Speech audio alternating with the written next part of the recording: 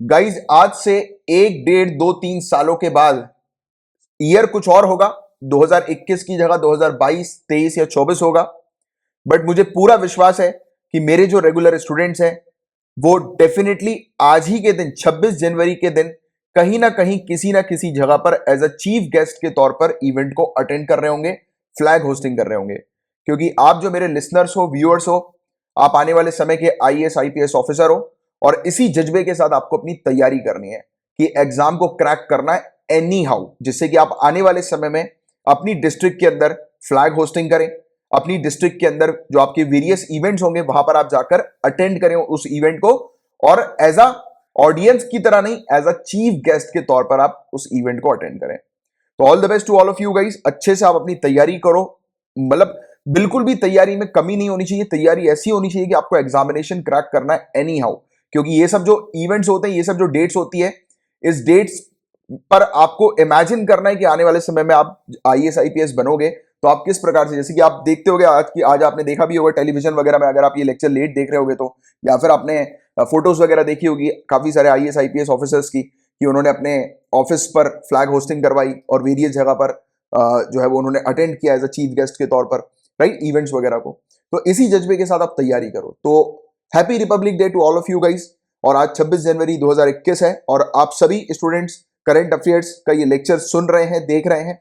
Prelims और mains दोनों point of view से यहाँ पर लेक्चर को कवर किया जाता है, न्यूज को कवर किया जाता है और हर एक सोर्सेज से अपन न्यूज को कवर करते हैं। तो इसका मतलब यह है कि आपको कहीं और से करंट अफेयर्स को प्रिपेयर करने की आवश्यकता नहीं है अगर आप रेगुलरली इन लेक्चर्स को फॉलो करते हैं। तो प्रीलिम्स और मेंस दोनों पॉइंट ऑफ व्यू से न्यूज को कवर किया जाता है और ये जो लेक्चर है ये मोस्ट इंपॉर्टेंट है, स्पेशली उन स्टूडेंट्स के लिए जो सिविल सर्विसेज एग्जामिनेशन की तैयारी कर रहे हैं। और एक गुड न्यूज मैं आप लोगों को देना चाहता हूं गाइस, मेरे रेगुलर व्यूअर्स को, कि अब से खबरी पॉडकास्ट पर भी ऑडियो लेक्चर्स आपको प्रोवाइड किए जाएंगे। खबरी की टीम से मेरी काफी महीनों से बात चल रही थी इसी चीज को लेकर, ऑडियो लेक्चर्स को प्रोवाइड कराने को लेकर काफी महीनों से बात चल रही थी। और गाइस आप सभी लोगों के सपोर्ट से अब अपन एक और चीज कर रहे हैं, खबरी प्लेटफॉर्म से जुड़ने का मेन मकसद है। क्योंकि खबरी जो ये पॉडकास्ट है, ये एप्लीकेशन है, इसको आप चाहे तो डाउनलोड कर सकते हैं, नीचे डिस्क्रिप्शन पर मैं लिंक छोड़ दूंगा। तो यहां पर झा सर एकेडमी करके अपना भी एक चैनल जो है वो शुरू हो गया है। तो यहां पर बेसिकली गाइज खबरी की टीम ने, कोर टीम मेंबर से मेरी बात हुई थी तो उन्होंने बताया था कि वॉइस इंडिया करके, if I am not wrong, शायद वो वॉइस इंडिया ही है या फिर कुछ और नाम है उस एनजीओ का, तो उनके काफी सारे मेंबर्स, काफी सारे मतलब हजारों की संख्या में उनके मेंबर्स इससे खबरी पॉडकास्ट से जुड़े हुए हैं। और वो मेंबर गाइज कौन से हैं? तो वो ब्लाइंड मेंबर्स हैं, जिनको दिखाई नहीं देता। उनमें से बताया गया है कि काफी सारे स्टूडेंट्स हैं जिनको जरूरत है क्वालिटी कंटेंट की। तो इसी चीज को देखते हुए अपन अब खबरी प्लेटफॉर्म से भी जुड़ गए।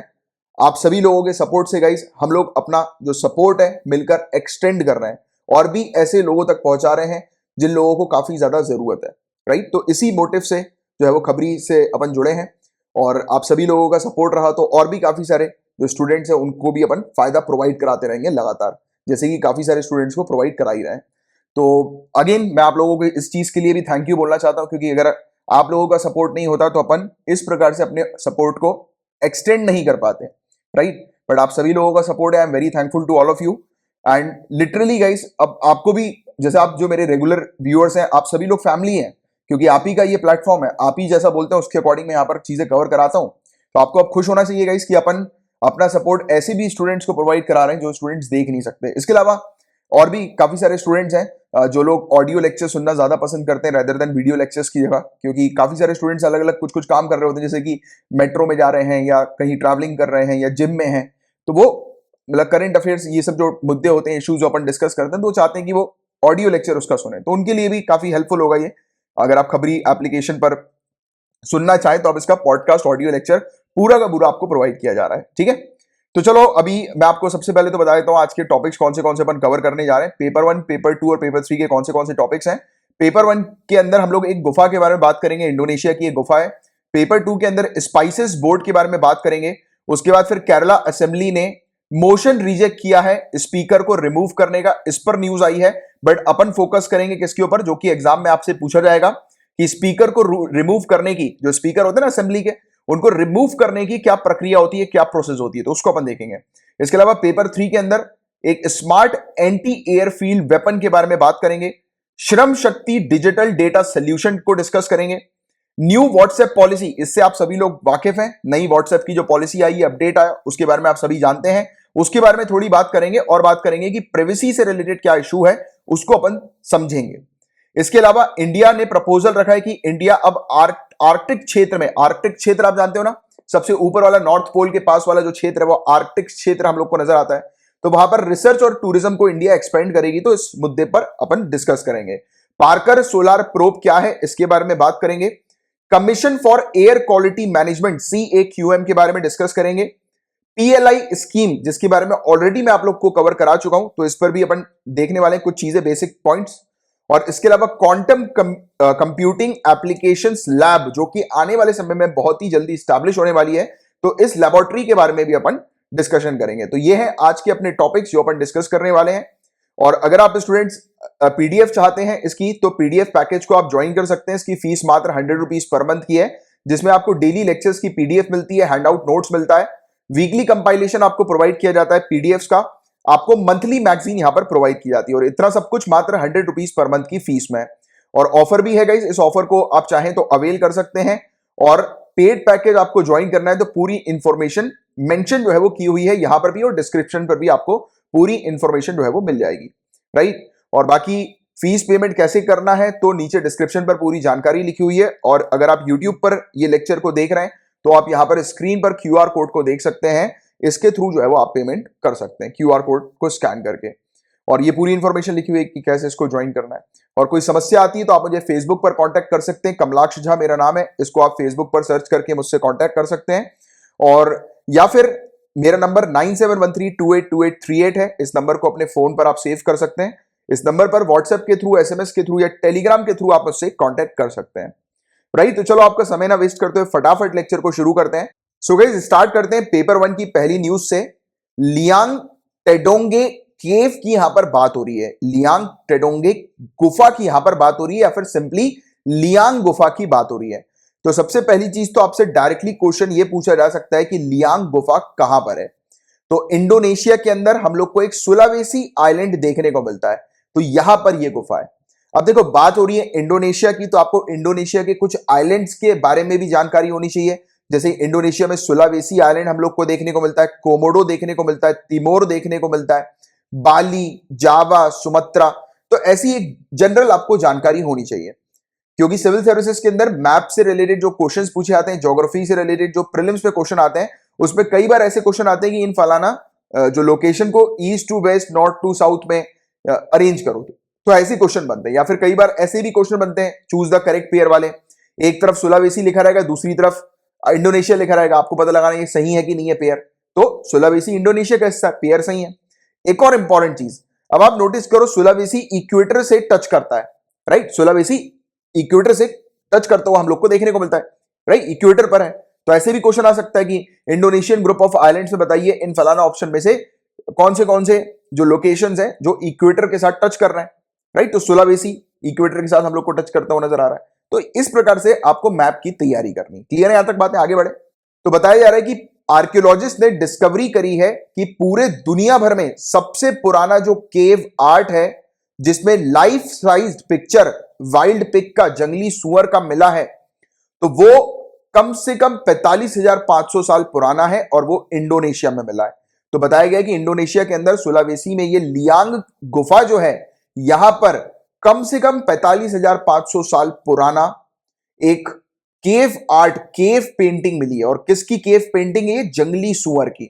तो जंगली सुअर की केव पेंटिंग, केव आर्ट जो है वो मिली है, जो कि 45,500 साल पुरानी है, और दुनिया की सबसे पुरानी केव आर्ट के तौर पर इसको बताया जा रहा है, इसकी डिस्कवरी हुई है।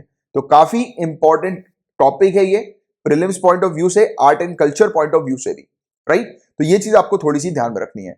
सुलावेसी वाटी पिग की पेंटिंग है, और ये जो पिग की पेंटिंग है ये लाइमस्टोन केव जो है लियांग टेडोंगे का, तो वहां पर पाई गई है। लाइमस्टोन, चूरा पत्थर की ये गुफा है, राइट, जिस पर ये पेंटिंग बनी हुई है।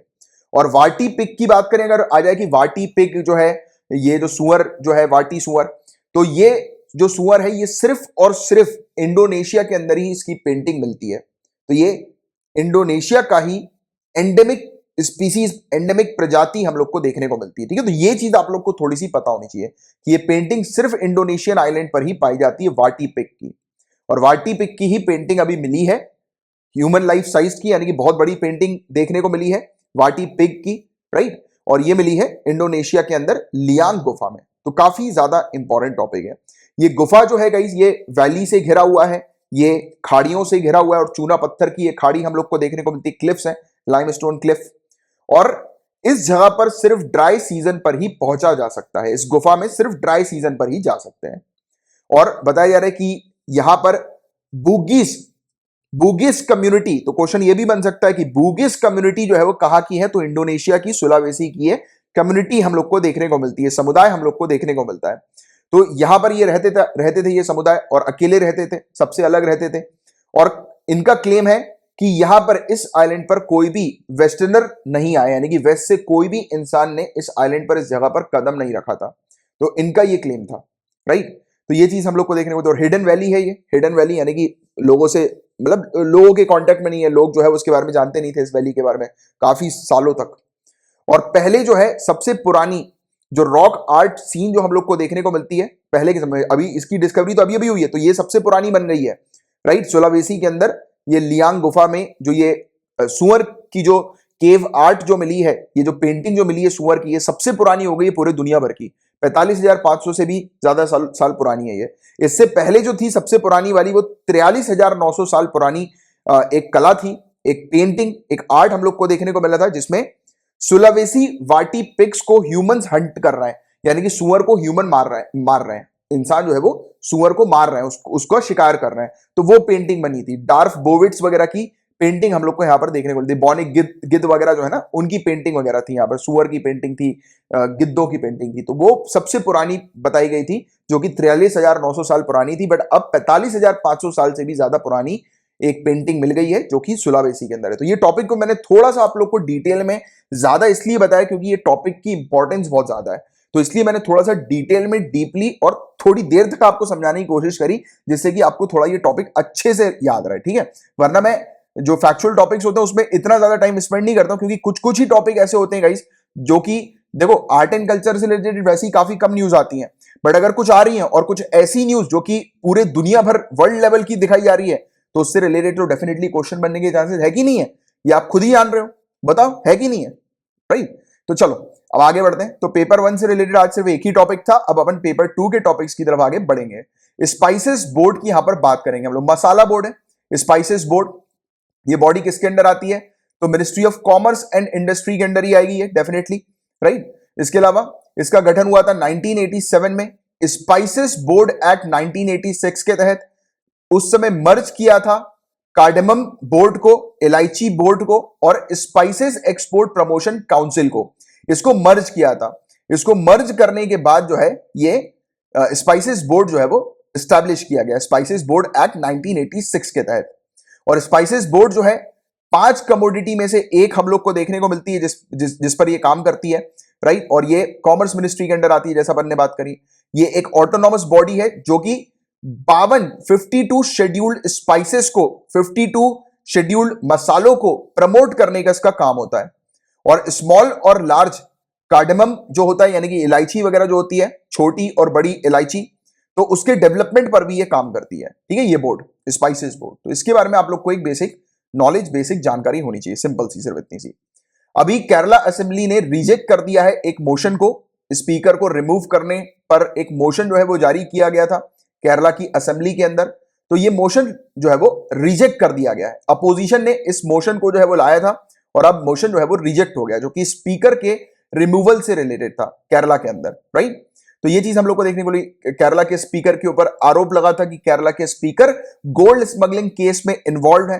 तो ये तो न्यूज है, बट इस न्यूज से रिलेटेड आपसे एग्जामिनेशन में नहीं पूछा जाएगा, आपसे स्पीकर को जो रिमूव किया जाए, स्पीकर का मतलब पता है ना आपको, स्पीकर कौन होते हैं, प्रिसाइडिंग अथॉरिटी जो हम लोग को असेंबली के अंदर देखने को मिलती है।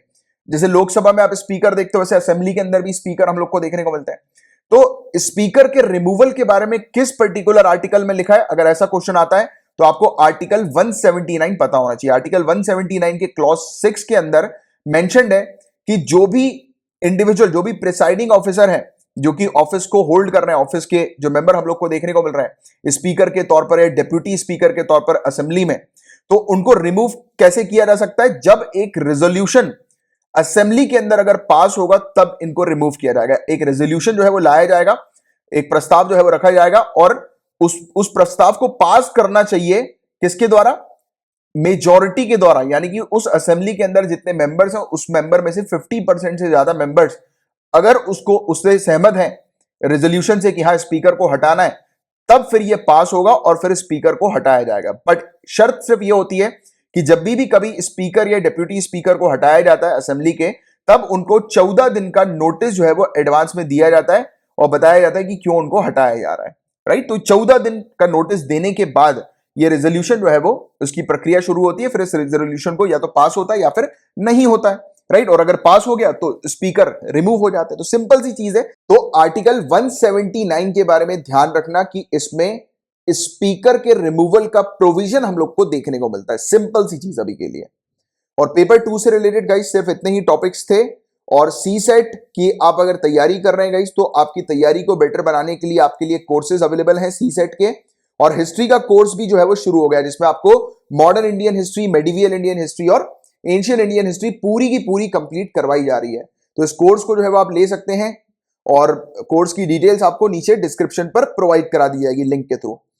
और गाइस पेपर 2 से रिलेटेड सिर्फ इतने ही टॉपिक्स थे। अब पेपर 3 के टॉपिक्स की तरफ आगे बढ़ रहे हैं। यहां पर बात करेंगे SAAW के बारे में, स्मार्ट एंटी एयरफील्ड वेपन के बारे में। काफी ज्यादा इंपॉर्टेंट टॉपिक है ये और काफी शानदार भी है हमारी कंट्री के लिए। DRDO ने सक्सेसफुली कंडक्ट किया है इसके ट्रायल को और इंडिया में ही बनाई गई ये स्मार्ट एंटी एयरफील्ड वेपन है। और हॉक 1 से जो है वो ये छोड़ी जा रही है ये वेपन, यानी कि ये वेपन जो है वो रिलीज होगा हॉक 1 से, यानी कि अभी टेस्टिंग के दौरान इसको रिलीज किया गया हॉक 1 से। हॉक 1 बेसिकली HAL का एक एयरक्राफ्ट हम लोग को देखने को मिलता है, हिंदुस्तान एरोनॉटिक्स लिमिटेड का एयरक्राफ्ट है ये। ओडिशा के कोस्ट से इसकी टेस्टिंग जो है वो कंडक्ट हुई है। और स्मार्ट एंटी एयरफील्ड वेपन जो है ये 125 किलो क्लास का स्मार्ट वेपन हम लोग को देखने को मिलता है। ये basically ground enemy airfield asset के साथ एंगेज करता है, मतलब कि जमीन में जैसे कि एनिमी के, मतलब एयरफील्ड है एनिमी की, जैसे कि एनिमी का कोई एक जगह है जहां से वो एनिमी जो है वो एयरक्राफ्ट वगैरह जो है वो लॉन्च करता है, या फिर रनवे जिसको अपन बोलते हैं ना, रनवे से ही प्लेन होकर गुजरता है, उड़ता है। तो एनिमी का अगर कोई रनवे है या एनिमी का कोई रडार सिस्टम है, जिस रडार सिस्टम के थ्रू एनिमी जो है वो चेक करता है कि उसकी कंट्री के अंदर कौन सी एयर या फिर एरियल व्हीकल जो है वो एंटर कर रही है उसकी कंट्री में, तो उसको देखने के लिए रडार्स नहीं होते, रडार्स आइडेंटिफाई कर लेते हैं कौन से ऑब्जेक्ट जो है वो हवा में, एयर में जो है वो आ रहे हैं कंट्री के अंदर या एक लोकेशन पर जहां पर वो रडार होता है, तो उसके बारे में पता लग जाता है। बट उस रडार को अगर ब्लास्ट कर देंगे तो पता नहीं लग पाएगा।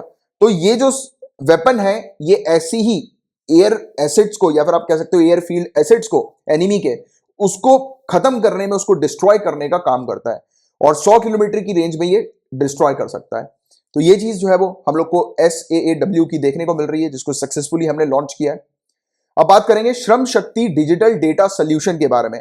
इसको जॉइंटली लॉन्च किया है मिनिस्ट्री ऑफ ट्राइबल अफेयर्स और गोवा सरकार के द्वारा। ये नेशनल माइग्रेशन सपोर्ट पोर्टल है, एक वेबसाइट है। किसकी वेबसाइट है? Migration support portal.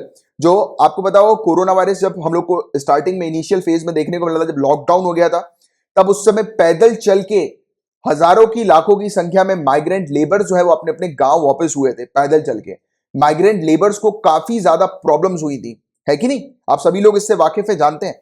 तो माइग्रेंट लेबर्स को किसी प्रकार की प्रॉब्लम ना आए, तो नेशनल और स्टेट लेवल पर जो प्रोग्राम्स है माइग्रेंट वर्कर्स के लिए, माइग्रेंट लेबर्स के लिए, तो उन प्रोग्राम्स को जो है वो लेबर्स तक पहुंचाने के लिए ये पोर्टल हम लोग को देखने को मिल रहा है और लेबर्स को सपोर्ट करने का ये पोर्टल है, ये वेबसाइट जो है वो बताई जा रही है, राइट। कि स्मूथ फंक्शनिंग जो है वो चलती रहे नेशनल और स्टेट लेवल प्रोग्राम्स की माइग्रेंट वर्कर्स के लिए जो है, और माइग्रेंट वर्कर्स तक लाभ जो है वो बेटर तरीके से पहुंच सके, मिल सके।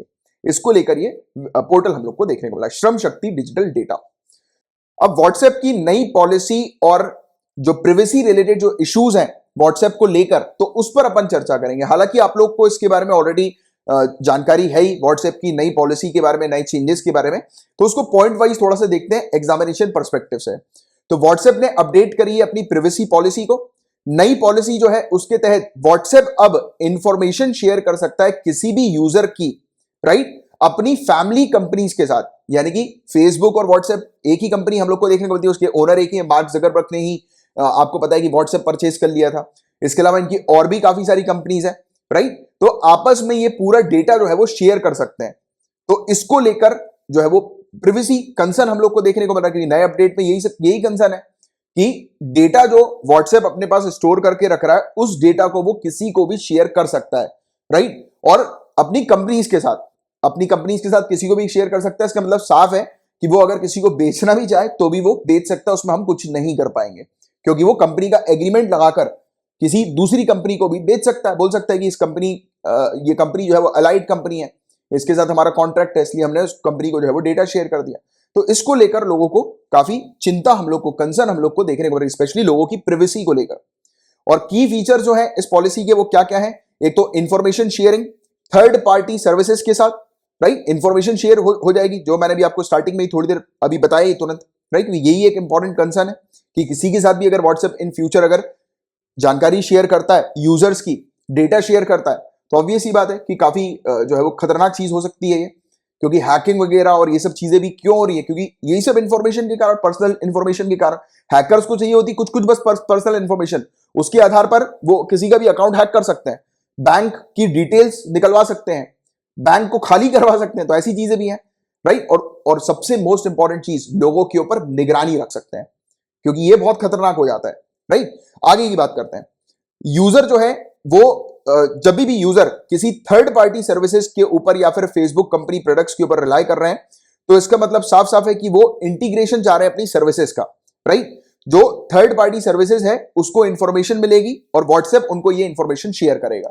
देखो, कुल मिलाकर व्हाट्सएप का मोटिव क्या है मैं आपको बताता हूं। व्हाट्सएप का मोटिव है कि उसको गूगल की तरह ऑपरेट करना है, या फिर फेसबुक का या मार्क जकरबर्ग का मोटिव है कि उनको गूगल की तरह ऑपरेट करना है।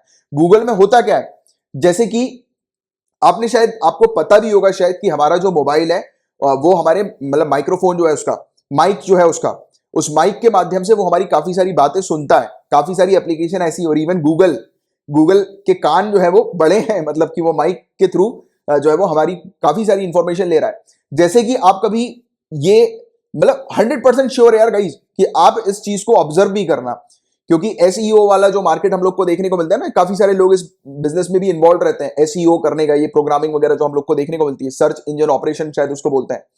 तो उसमें क्या रहता है कि जैसे कि आप कुछ चीज के बारे में बात कर रहे हो, जैसे कि आप शादी के बारे में बात कर रहे हो, या फिर आप अगर बुक्स वगैरह के बारे में बात कर रहे हो, या किसी स्पेसिफिक बुक के बारे में बात कर रहे हो, आप देखोगे थोड़ी देर के बाद आपको उसी से रिलेटेड एड्स दिखना शुरू हो जाते हैं, क्योंकि एड्स और मार्केटिंग कंपनी बहुत बड़ी है, राइट। तो इस चीज को बहुत अच्छे से समझना, और आपने शायद इवन ऑब्जर्व भी किया होगा, अगर किया है तो नीचे कमेंट बॉक्स में लिखकर जरूर बताइएगा। मैंने तो पर्सनली किया था, एक बार मुझे कुछ शूज चाहिए थे, और स्पेसिफिक कंपनी के, मैं कंपनी बताना नहीं चाहूंगा, तो वो स्पेसिफिक कंपनी के मुझे शूज चाहिए थे, तो मैं जो है वो डिस्कस कर रहा था कि यार मुझे शूज चाहिए इस तरीके के, और थोड़ी देर के बाद मैंने देखा उसी शूज के एडवर्टीजमेंट मेरे आंखों के सामने देखने लगे। तो वो कब पॉसिबल है? जब भी पॉसिबल है जब कहीं ना कहीं से इंफॉर्मेशन जो है वो लीक हो रही है, और एप्स वगैरह के थ्रू इंफॉर्मेशन वो जा रही है। और या फिर इवन कभी आप कुछ चीज के बारे में सर्च कर लो अगर गूगल पे, तो अगर आपने कोई प्रोडक्ट के बारे में सर्च किया, या आपने कोई कपड़ा देखा, ठीक है, या कोई ड्रेस देखी, आप देखना, आप किसी भी वेबसाइट पे चले आओ, अब वेबसाइट्स पे आपको एड्स वगैरह नहीं देखने को मिलते साइड में, या फिर यूट्यूब को आप ओपन करते हो, क्योंकि गूगल भी यूट्यूब का ही हम लोग को देखने को मिलता है, तो मतलब यूट्यूब जो है वो गूगल का है, तो आपको पता होगा इसके बारे में। तो आप क्या करोगे, यूट्यूब पर भी अगर कुछ एड आप देख रहे हो, तो वैसे ही आपको सिमिलर एड जो है वो हर जगह दिखाई देंगे। क्यों दिखाई दे रहे हैं ये सब चीजें? क्योंकि ये इंटरकनेक्टेड है पूरी चीजें। इसी प्रकार की कुछ चीज जो है वो फेसबुक करना चाह रहा है कि अपने प्लेटफॉर्म्स पर, कि जैसे कि जो फेसबुक पर भी लोग एड्स डालते हैं ना, फेसबुक को भी लोग पैसा देते हैं ऐड करने के लिए, राइट। तो जो फेसबुक को जो ऐड करने के लिए पैसा दिया जाता है, तो वो ऐड जो है वो स्पेसिफिक यूजर तक दिख सके, जिस यूजर को उन एड्स की जरूरत है। क्योंकि मार्केटिंग गूगल के पास क्यों जाती है इतनी, यानी कि ये मार्केटिंग कंपनीज जो है, या फिर कोई भी जो सेलर वगैरह जो होता है, गूगल में क्यों ऐड डालता है? क्योंकि उसको पता है सेलर को कि गूगल का सिस्टम इतना बेहतरीन है कि ऐड जो है वो उसी व्यक्ति को गूगल दिखाता है जिस व्यक्ति को वो मतलब उसकी प्रोडक्ट की जरूरत होती है, उसी को वो दिखाता है, जैसे कि उनका प्रोडक्ट बिकता है। बट फेसबुक में ऐसा फीचर नहीं है। फेसबुक में क्या है, फेसबुक में कोई से भी ऐड आपको दिखते रहेंगे। तो क्या चाह रहा है कि एक बहुत ही प्रॉपर तरीके से ये इंफॉर्मेशन कलेक्ट करके अपने यूजर्स को दिखाना चाह रहा है। जैसे कि अगर स्टूडेंट्स हैं, स्टूडेंट्स किस प्रकार की चैट करते हैं, तो वो कुछ वर्ड जो है वो उठा लेगा चैट में से, कि क्या चैट है, क्या इंफॉर्मेशन मांग रहे हैं, क्या दे रहे हैं, तो उसी प्रकार के एड्स ये दिखाने लगेगा। जैसे स्टूडेंट्स हैं, स्टूडेंट्स को तो ऑब्वियस ही बात है कि घर वर खरीदने की तो अभी जरूरत है नहीं, राइट, तो उसको रियल एस्टेट प्रॉपर्टी से रिलेटेड एड नहीं दिखेंगे, स्टूडेंट्स को बुक से रिलेटेड, कोर्सेज से रिलेटेड एड्स दिखेंगे। तो वो इस प्रकार का मैनेजमेंट चाह रही है, समझना बात को अच्छे से। तो ये चीज है मेनली मतलब फेसबुक की स्ट्रैटेजी इन फ्यूचर वाली, तो इसलिए उसने ये कुछ चेंजेस वगैरह किए हैं। हालांकि ये सब जो चेंजेस जो आए ना गाइस, इसने अभी अभी हाईलाइट किए, इसलिए ये आ गया एकदम से सबकी नजरों में व्हाट्सएप, बट पहले भी ये इस प्रकार की पूरी इंफॉर्मेशन जो है वो हमसे ऑलरेडी लेता था। हम लोग जब भी किसी एप्लीकेशन को इंस्टॉल करते हैं, आपने देखा होगा आजकल तो लोग फिर भी काफी ज्यादा जो है वो अवेयर हो गए, पहले नहीं थे। एकदम से एप्लीकेशन इंस्टॉल करी, अपन ने ओके ओके किया, अलाउ अलाउ किया और एप्लीकेशन ऑन कर ली। आप जितनी बार ओके करोगे, जितनी बार अलाउ करोगे, आप एक बार पढ़ना, वो आपसे बहुत सारी इंफॉर्मेशन मांगता है कि ये एप्लीकेशन आपका कॉन्टैक्ट जो है वो लेगी, कॉन्टैक्ट का एक्सेस लेगी, आप क्या एक्सेस देना चाहते हो, हमने बोला ओके दे दो। ये फिर आता है कि आपका माइक जो है वो लिया जाएगा, आपकी माइक जो है वो उसको एक्सेस कर पाएगी एप्लीकेशन, आप ओके कर देते हो। तो ऑलरेडी पहले भी होता था, ये कोई नई बात नहीं है, बट अभी इसने हाईलाइट करके बता दिया, तो इसलिए थोड़ा घेरे में आ गया, राइट, व्हाट्सएप। और बाकी मैक्सिमम एप्लीकेशन जो है वो काफी सारा डेटा हमसे लेती है इस मामले में गाइस। अब देखो, मैं इस मामले में एप्पल को बहुत अच्छा मानता हूं। एप्पल के अंदर मुझे अभी भी एक नया फीचर जो है वो देखने को मिला अभी कुछ महीनों पहले से, कि जैसे ही अगर कोई भी एप्लीकेशन आपका अगर कोई डेटा ले रही है, जैसे कि कोई भी एप्लीकेशन अगर आपकी वॉइस सुन रही है, तो वहां पर साइड में ऊपर जो है वो एक ऑरेंज कलर का सिग्नल बना हुआ आ जाता है। अगर आप में से किसी के पास एप्पल डिवाइस होगी तो आप रिलेट कर पा रहे होगे, ऑरेंज कलर का सिग्नल बना हुआ है। जैसे आप किसी से फोन पे बात करना, आप देखना स्क्रीन पे साइड में एक ऑरेंज कलर का गोला दिखता है, या फिर अपना कैमरा ऑन करना, देखना साइड में ग्रीन कलर का एक गोला दिखता है। वो ये बेसिकली इंफॉर्मेशन देता है एप्पल कि कोई सी एप्लीकेशन आपकी आवाज सुन रही है, देख लो, एक बार चेक कर लो, राइट। तो ये काफी अच्छा फीचर मुझे पर्सनली एप्पल का लगा, क्योंकि ऐसे ही इसलिए तो फिर एप्पल को लोग इसलिए भी खरीदते हैं ज्यादातर, और कि सिक्योरिटी वाइज जो है वो काफी अच्छा है, उसके फीचर काफी अच्छा है। क्योंकि आज की डेट में हम लोग को मेनली फोकस ट्रस्टेड डिवाइसेस पर करना है, ट्रस्टेड कंपनीज के ऊपर करना है, ऐसे पर नहीं कि हमारे डेटा लीक हो जाए, कल को हम हैकिंग हो जाए हमारे अकाउंट्स की, हमारी बैंक्स वगैरह की, ठीक है। तो ये इस पर भी बहुत जरूरी है, और सबसे बड़ी हैकिंग तो डेटा की होती है। आज की डेट में लोग डिजिटली अपना डेटा स्टोर करते हैं, और डेटा बहुत इंपॉर्टेंट होता है, राइट। काफी सारे लोगों की काफी सारी कॉन्फिडेंशियल फाइल्स वगैरह वहां पर मौजूद होती है, पर्सनल इंफॉर्मेशन मौजूद होती है, कुछ पर्सनल जो है वो फोटोज वगैरह हो गए, वीडियोस वगैरह हो गए, वो मेंशन रहते हैं लोगों के पास। तो वो अगर लीक हो जाएंगे तो बहुत दिक्कत हो सकती है। लोगों की मेडिकल से रिलेटेड डेटास वगैरह लोगों के पास रहते हैं अपनी डिवाइसेस में, तो बहुत सारी ऐसी पर्सनल चीजें हैं। तो इसलिए ऐसी चीजों को देखते हुए इंडिया के अंदर अब प्रिवेसी से रिलेटेड कानून लाने की सख्त जरूरत बन चुकी है अब, राइट। तो अब आगे और बात करते हैं हार्डवेयर इंफॉर्मेशन, ये कौन सी कलेक्ट करता है व्हाट्सएप। तो हार्डवेयर इंफॉर्मेशन ये कलेक्ट करता है, जैसे बैटरी का लेवल ये कलेक्ट करता है, सिग्नल क्या है, यानी कि नेटवर्क वगैरह कैसा है, उसका डेटा ये ले रहा है। नया फीचर इसका, ऐप का वर्जन कौन सा है उसकी जानकारी लेगा, ब्राउजर इंफॉर्मेशन लेगा, मोबाइल का नेटवर्क लेगा, कनेक्शन इंफॉर्मेशन लेगा, फोन नंबर हो गया, मोबाइल ऑपरेटर हो गया, इंटरनेट सर्विस प्रोवाइडर हो गया, और भी इस प्रकार की डेटा जो है वो व्हाट्सएप नई फीचर में हमसे ले रहा है, यूजर से ले रहा है।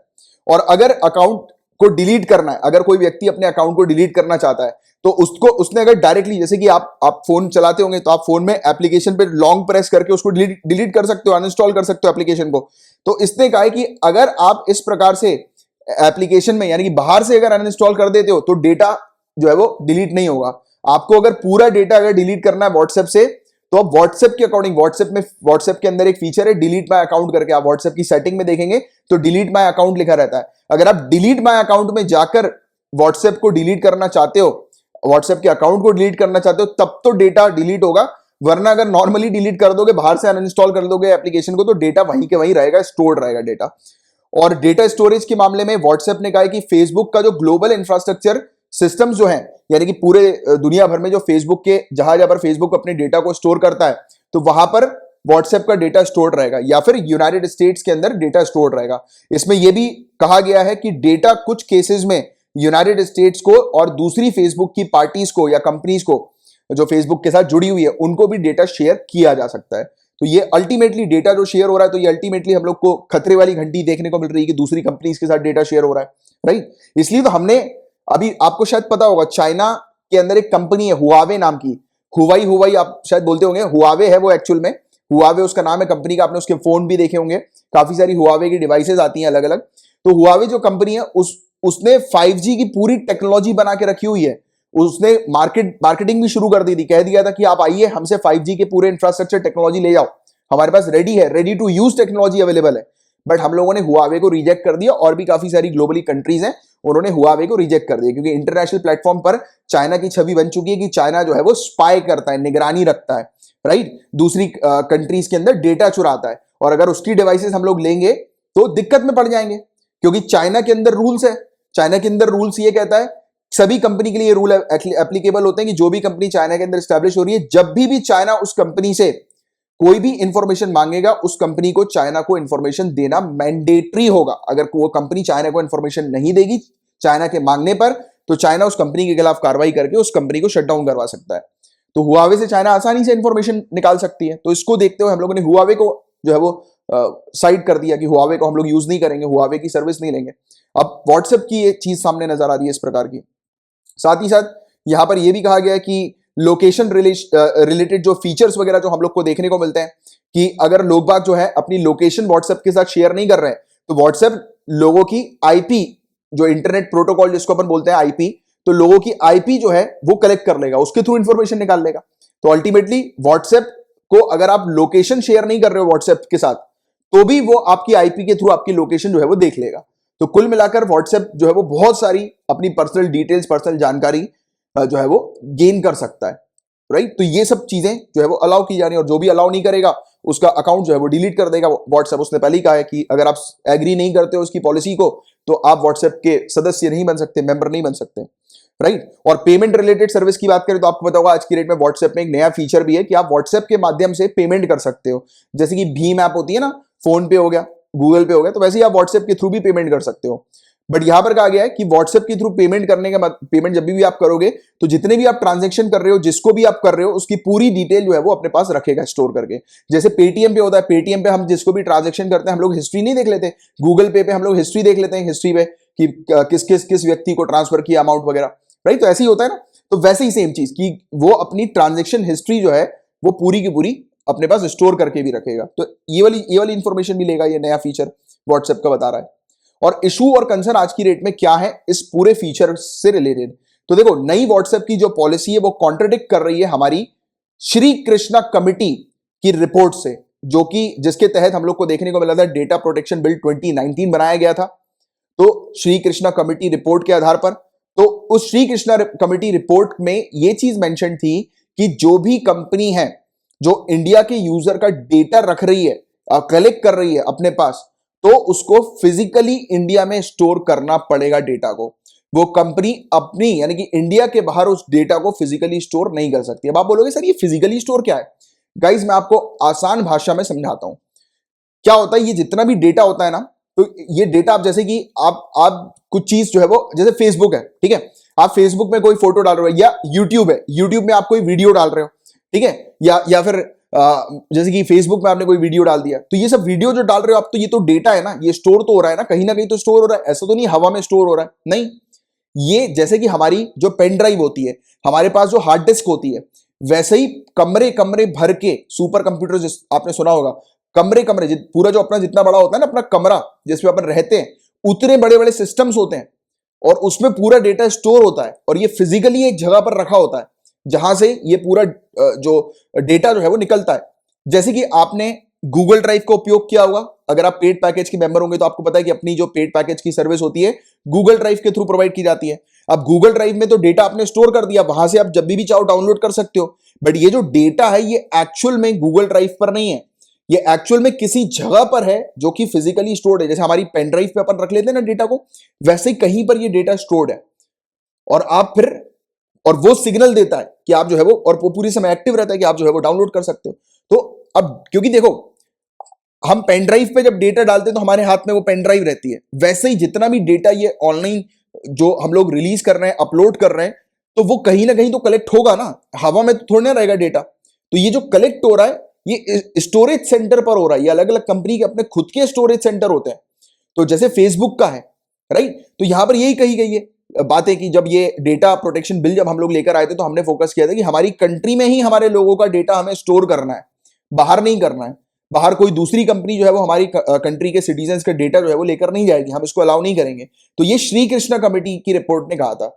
बट यहां पर हमने व्हाट्सएप के फीचर में क्या देखा कि फेसबुक के जितने भी मतलब सेंटर्स वगैरह हैं जहां पर ये डेटा अपनी स्टोर करती है अलग अलग कंट्री में, यूनाइटेड स्टेट्स में, तो वहां पर ये डेटा जो है वो स्टोर होगा। तो कुल मिलाकर व्हाट्सएप की जो ये नई पॉलिसी आई है, ये हमारे कानून का भी उल्लंघन कर रही है, श्री कृष्णा कमेटी के रिकमेंडेशन का उल्लंघन कर रही है, इसकी रिपोर्ट का उल्लंघन कर रही है, जिसके आधार पर डेटा प्रोटेक्शन बिल 2019 हमें देखने को मिला है ना। तो ये ही चीज जो है वो यहां पर बताई जा रही है और इसी के कारण हम लोग को देखने को मिल रहा है कि हमें अब डेटा प्रोटेक्शन के ऊपर काम करने की बहुत ज्यादा आवश्यकता है। हमें प्रिवेसी के ऊपर पुख्ता कानून लाने की बहुत ज्यादा जरूरत है, क्योंकि के पुट्टास्वामी जजमेंट के तहत ऑनरेबल सुप्रीम कोर्ट ने राइट टू प्रिवेसी को एक फंडामेंटल राइट डिक्लेयर किया हुआ है और राइट टू प्रिवेसी एक फंडामेंटल राइट है। तो हमारे मौलिक अधिकार को हमें सुरक्षित करने के लिए, मूल अधिकार को सुरक्षित करने के लिए हमें क्या करने की आवश्यकता है?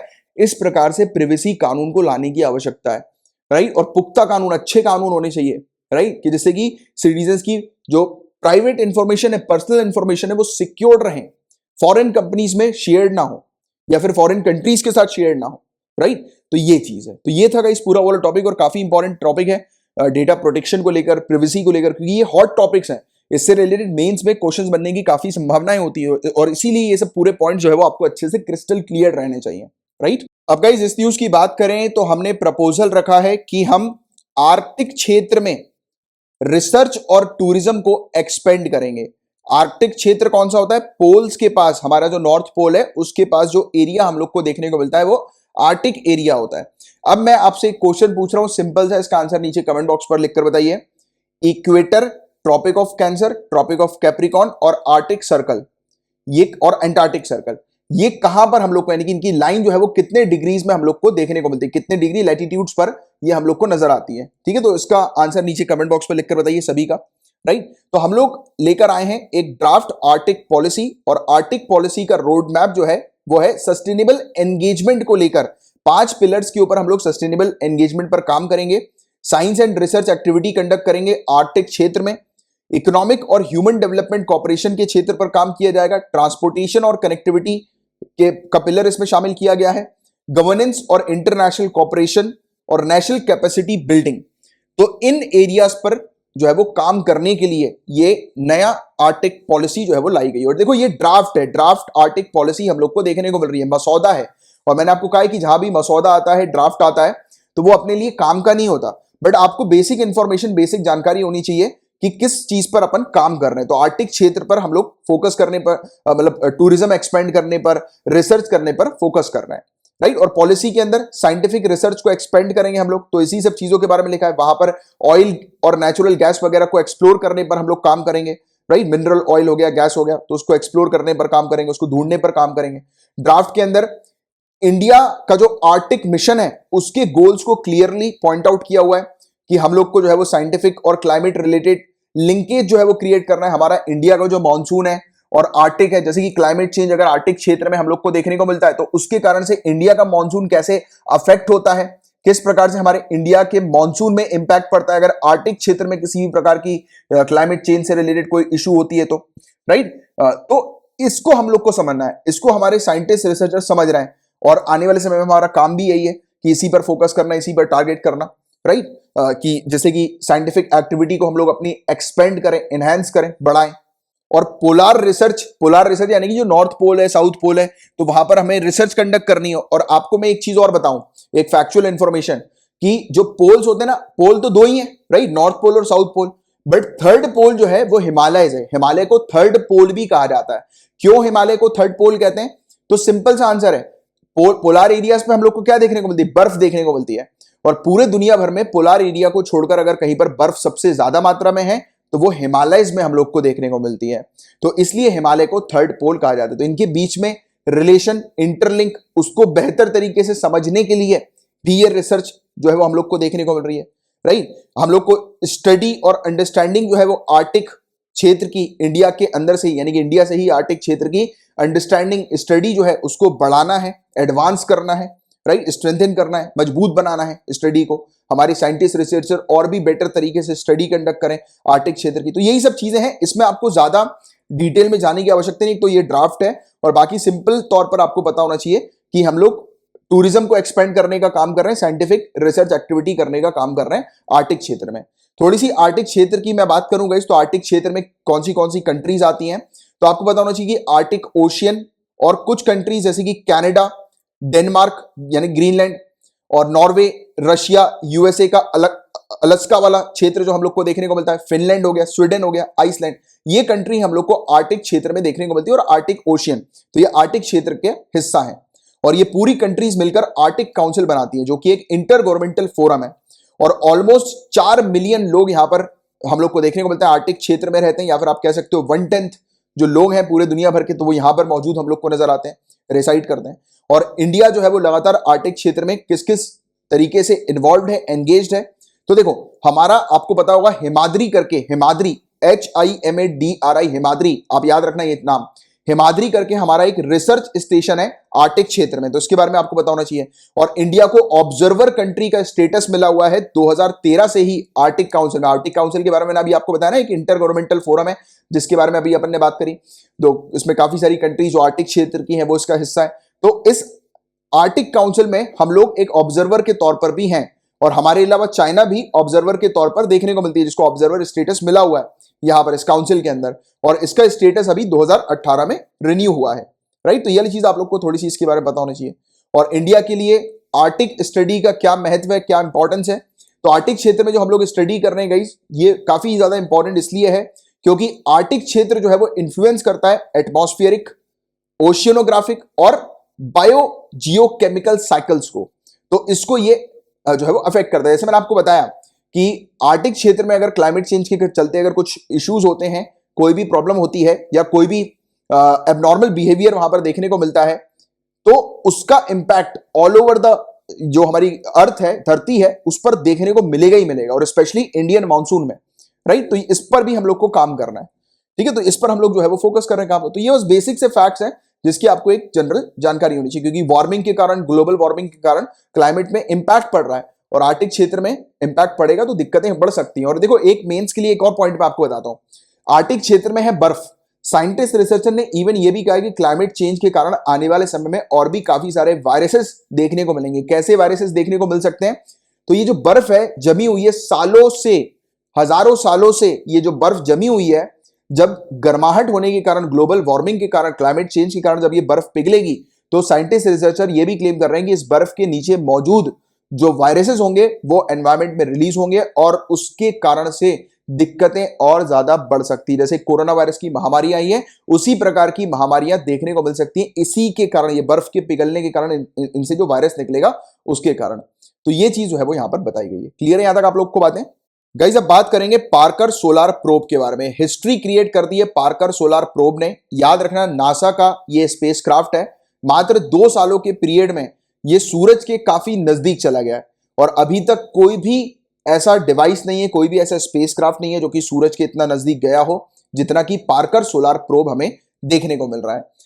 8.4 मिलियन माइल्स या फिर 13.5 मिलियन किलोमीटर्स इसने पास कर लिया है, और 7 चक्कर इसने सूरज के लगा लिए हैं, और जस्ट 2 साल में ही इसने ऐसा किया है। इसकी 7 साल का इसका मिशन है, और 2 साल में ही ये इसने इतना बड़ा अचीवमेंट जो है वो हासिल कर लिया, जो कि काफी बड़ी बात है साइंटिस्ट और रिसर्चर की रिसर्च के लिए।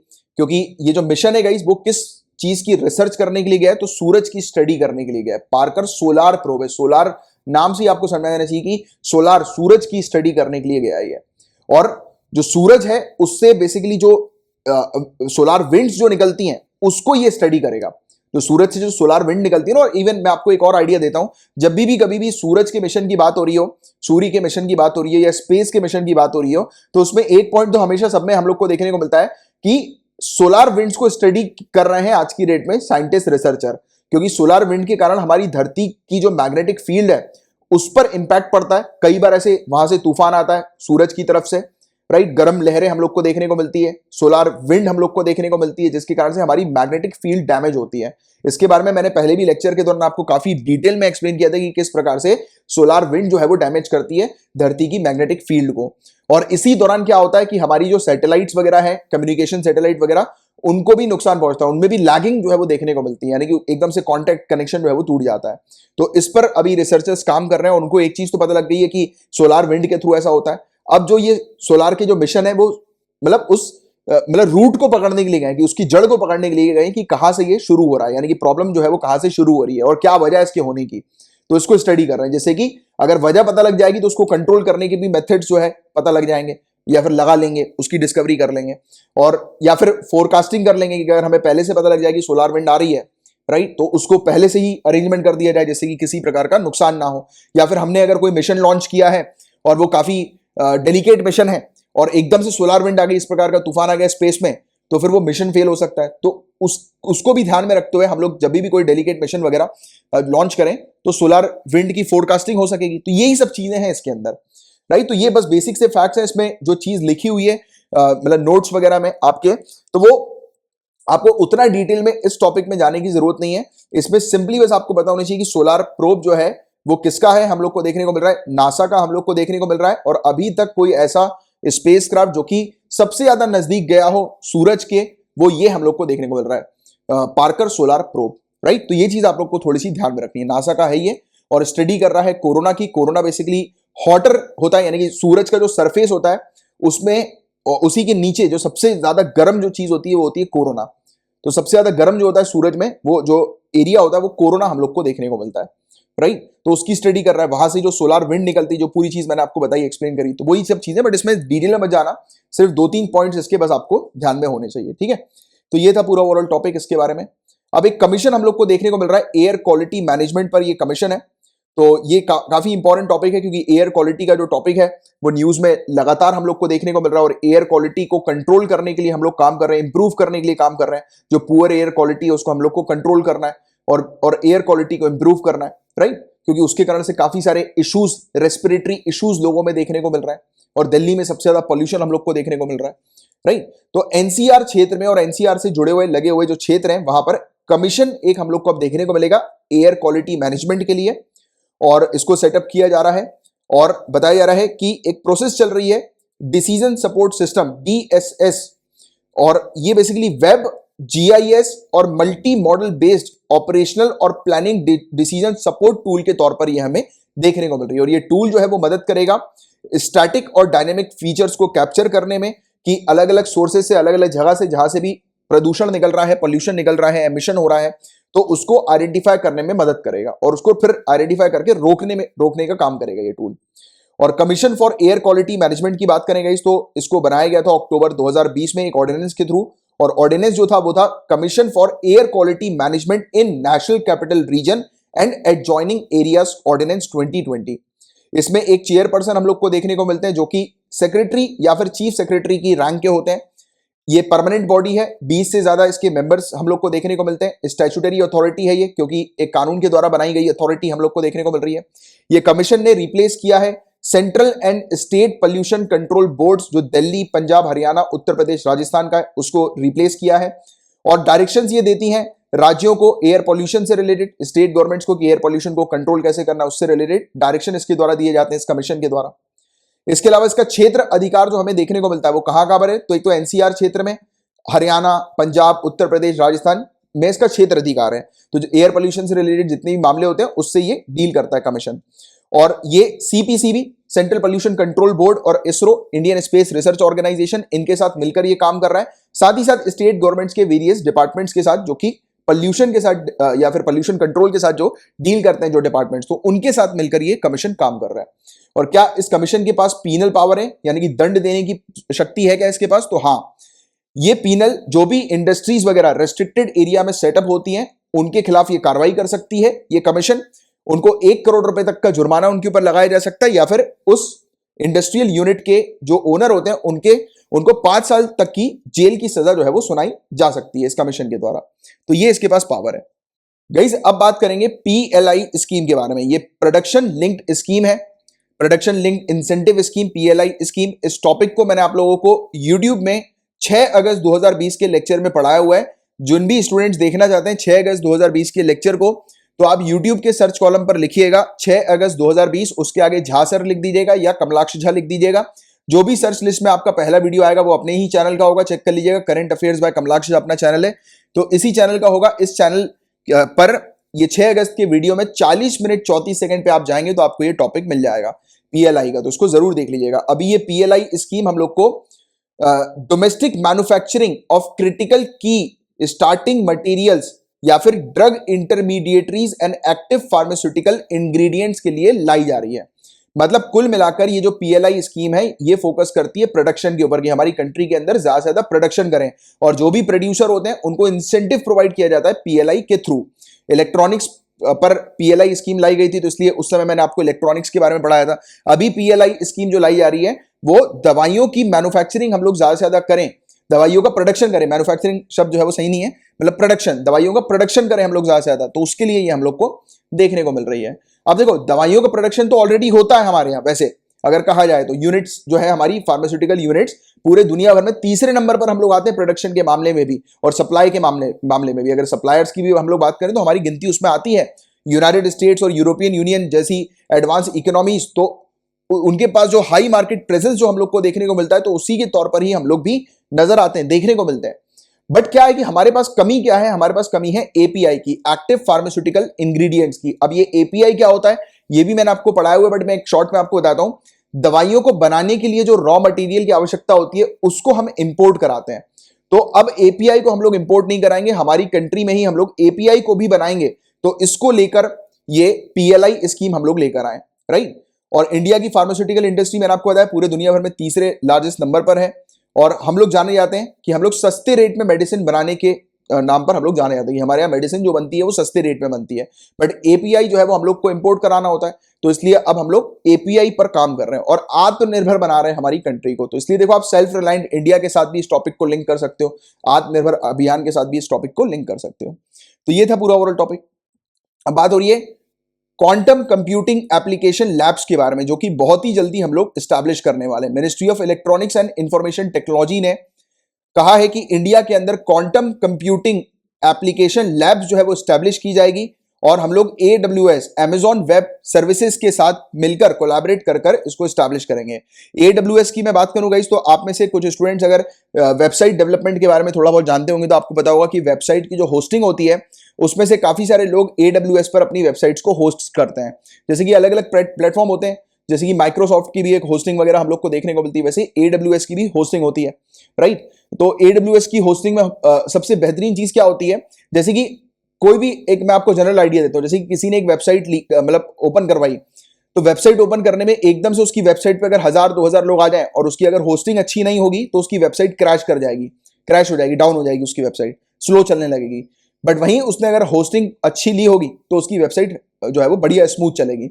और AWS क्या फीचर प्रोवाइड कराता है कि भरकर आने दो जितने भी लोग, एक बार में 1 लाख लोग भी आ जाएंगे तो भी AWS का सर्वर मेंटेन कर लेगा, क्योंकि AWS काम करता है कि आपके पास जितने लोग, यानी कि आपकी वेबसाइट पर जितने लोग आएंगे उस हिसाब से आपका पैसा कटेगा, राइट। यानी कि जितने फुट काउंट्स आ रहे हैं या जितना भी प्रेजेंस हो रहा है वेबसाइट पर, जितना लोड ले रही है वेबसाइट, उसके अकॉर्डिंग बिलिंग होती है AWS की। तो ये फीचर देता है AWS, और पूरी फुल अच्छी सर्विस जो है वो प्रोवाइड कराता है AWS। तो ऑब्जेक्टिव ये है कि क्वांटम कंप्यूटिंग जो है इसमें रिसर्च डेवलपमेंट करना है, नई नई साइंटिफिक डिस्कवरी जो है वो करना है। इसको लेकर ministry of electronics and information technology के द्वारा ये लैब जो है वो क्वांटम कंप्यूटिंग एप्लीकेशन की लैब स्टैब्लिश करने की बात की जा रही है। ये लैब जो है बहुत सारी सर्विसेज गवर्नमेंट मिनिस्ट्रीज को प्रोवाइड कराएगी, डिपार्टमेंट्स को, रिसर्चर्स को, साइंटिस्ट को, अकेडमिया को, डेवलपर्स को प्रोवाइड कराएगी। हम लोग को एडवांसमेंट देखने को मिलेगा मैन्युफैक्चरिंग की फील्ड में, हेल्थ केयर की फील्ड में, एग्रीकल्चर की फील्ड में, एरोस्पेस इंजीनियरिंग की फील्ड में, क्योंकि क्वांटम कंप्यूटिंग आने वाला कल है, फ्यूचर हम लोग को देखने को मिल रहा है क्वांटम कंप्यूटिंग, जिस पर ऑल ओवर द वर्ल्ड जो है वो वेरियस रिसर्च कंडक्ट कर रहा है। और AWS जो है वो अपनी होस्टिंग प्रोवाइड कराएगी। मैंने आपको AWS के बारे में पहले ही बता दिया, होस्टिंग भी और टेक्निकल और प्रोग्रामेटिक सपोर्ट जो है वो AWS का मिलेगा। और लैब जो है वो दुनिया की पहली क्वांटम कंप्यूटिंग एप्लीकेशन लैब जो है वो बन जाएगी, जो कि AWS इसको सपोर्ट करेंगे, यानी कि अपना सपोर्ट सिस्टम जो है वो AWS का इसका देखने को मिलेगा।